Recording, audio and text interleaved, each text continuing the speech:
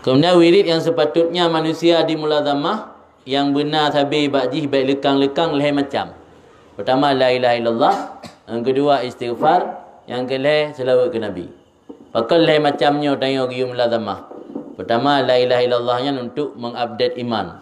Sebab Nabi ni perintah dalam hadis jaddidu imanakum, perbaharui iman kamu. Para sahabat bertanya, wa kaifa nujaddid imanana ya Rasulullah? Kiban kamu perbaharui iman kamu wahai Rasulullah? Jawab Rasul, aksiru min qauli la ilaha illallah. La ilaha illallah, perbanyak la ilaha illallah. Jadi ibarat je ada orang pakai api cas. Cah li tak kabi bateri ya cah li. Jadi iman pada cah. Man suwa. Man iman dayo rapuh. Al iman yazid wa yanqus wa alamatan jawharah. Nah lebih na kurang. Jadi imannya kan tetap je. Saat le maksiat kurang ibadat, iman dia kurang. Saat 3 ibadat, iman dia yazid bertambah. Maka iman payah update, payah perbaharui, cara perbaharui iman dengan memperbanyak ucap la ilaha illallah. Maka yang pertama yang harus dimulazamah wirid iaitu wirid la ilaha illallah. Yang kedua istighfar.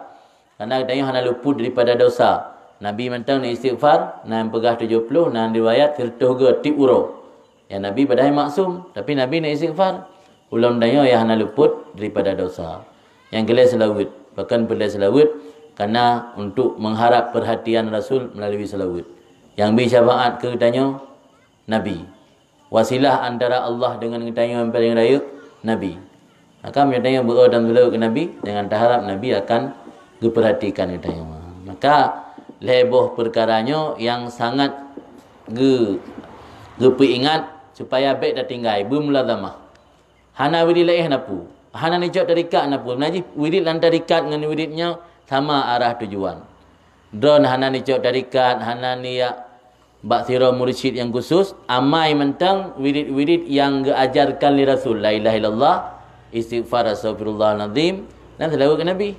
Yang nak bayar tarikat ni. Mam ya wirid-wirid khusus lagi suluk, na pelajaran, na padum ga yang harus apa habis, kiban tata cara yang perlu ke sirah mursyid yang akan kebimbing katanya. Dia tanya hana wate sibuk dengan perkara-perkara yang lain, hana kesempatan untuk tayak minta mursyid. Hana kesempatan untuk tamulazamah dengan mursyid.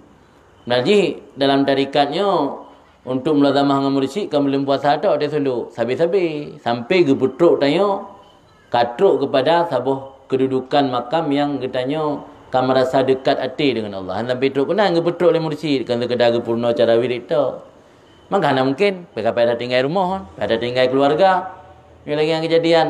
Maka jika pegah dalam kitab Kifayatul Adqiya, Kifayatul Adqiya sekarang Said Bakri Syatta, pengarang kitab I'anatul Talibin. Pegah dalam kitab Kifayatul Adqiya, sira orang yang hana mungkin dimulazamah dro dengan sira mursyid yang betul-betul, maka hendaknya dia beramal dengan wirid-wirid nabawi. Mana wirid nabawi? Wirid yang diajarkan oleh Rasulullah. Contoh, contohnya lagi Wirdul Latif atau Imam Kutub Al-Haddad. Maka dalam kitabnya le wirid-wirid yang ditulis oleh Imam Haddad. Ini lagi Wirdul Latif, Hizbun Nasar dan Hudhatir Ratib Haddad. Nah, le perkara yang hanjit han betapa buat.